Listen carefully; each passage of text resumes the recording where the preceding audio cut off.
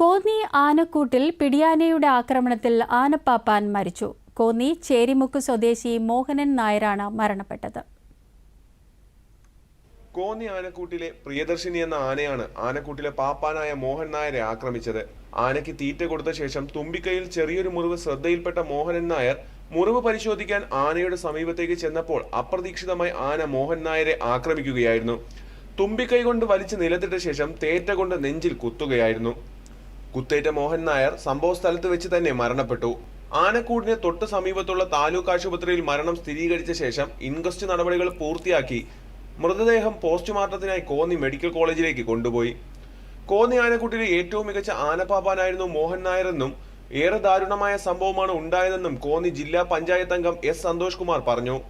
കോന്നി ആനക്കൂട്ടിലെ ഏറ്റവും നല്ല പാപ്പാന്മാരിൽ ഒരാളായ ശ്രീ മോഹനാണ് പ്രിയദർശിനി എന്ന പിടിയാനയുടെ ആക്രമണത്തിൽ മരണപ്പെട്ടത്.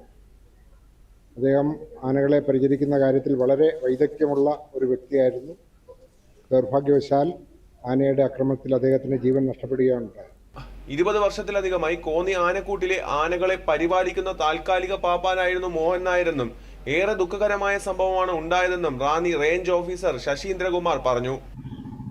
ആനയെടുത്ത് ചെന്നപ്പോൾ മരുന്ന് വരട്ടാൻ പോയെന്നാണ് പറഞ്ഞത്. പക്ഷേ എന്താണെന്നുള്ള കാര്യത്തെക്കുറിച്ച് നമുക്ക് അന്വേഷണത്തിലേ പറയാൻ പറ്റത്തുള്ളൂ. പിന്നെ അദ്ദേഹത്തിൻ്റെ ഫാമിലിക്ക് വേണ്ടി നമ്മൾ വനംവകുപ്പിൻ്റെ പേരിലുള്ള എല്ലാ സഹായങ്ങളും നമ്മൾ ചെയ്യും. പ്രിയദർശിനി നേരത്തെ ആക്രമ സ്വഭാവം കാണിച്ചിട്ടില്ലെന്നും മോഹൻ നായർക്ക് എല്ലാ ആനകളുമായി ഇടപഴകി നല്ല പരിചയമുള്ള ആളായിരുന്നുവെന്നും അദ്ദേഹം കൂട്ടിച്ചേർത്തു.